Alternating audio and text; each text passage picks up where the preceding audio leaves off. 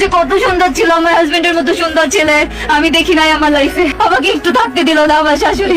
আগে যদি বুঝতে পারতাম সত্যি আমার স্বামী আত্মহত্যা করবে, তাহলে আমি সারা জীবন শাশুড়ির গোলাম হয়ে থাকতাম। সত্যি বলতে কি, ইন্টার প্রথম বর্ষে থাকা অবস্থায় সুস্মিতার বিয়ে হয়েছিল এক বিসিএস ক্যাডারের সঙ্গে। বয়সের ব্যবধান ছিল, বাবা রাজি ছিলেন না, কিন্তু ছেলেটি পলাশ ভালোবাসার জন্য 3 মাস ধরে অপেক্ষা করে বাবাকে জোর করে রাজি করিয়ে বিয়ে করেছিল।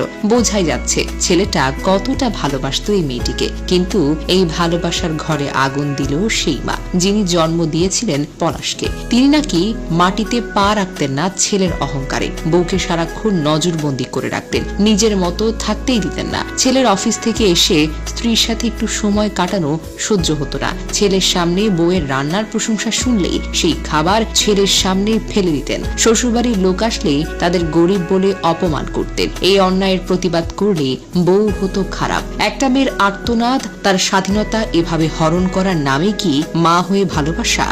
সুস্মিতার দাবি, একই ফ্ল্যাটের থেকেও পলাশ সাহাকে তার রুমে থাকতে দেওয়া হতো না। এমনকি রাতে দরজা বন্ধ করেও তারা ঘুমাতে পারতেন না, দরজায় দাঁড়িয়ে থাকতো।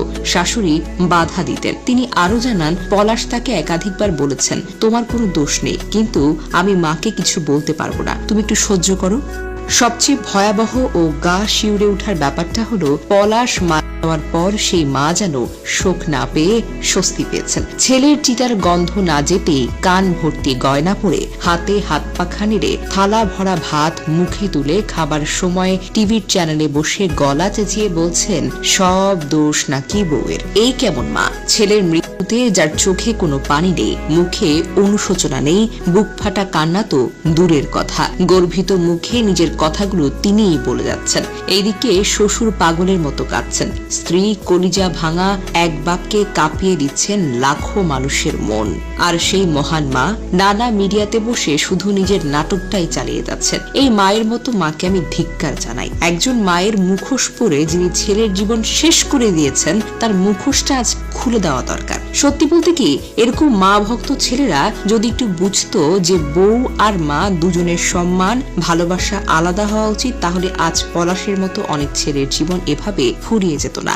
আপনার এই চরিত্র আমাদের সমাজে হাজার হাজার মেয়ের ভয়ের নাম। এই মা চরিত্রই হলো সেই অভিশপ্ত শাশুড়ি, যার জন্য শত শত সংসার ভেঙে যায়, শত শত স্ত্রী নিপীড়িত হয়, আর অনেক ছেলে হয় মানসিকভাবে বিধ্বস্ত।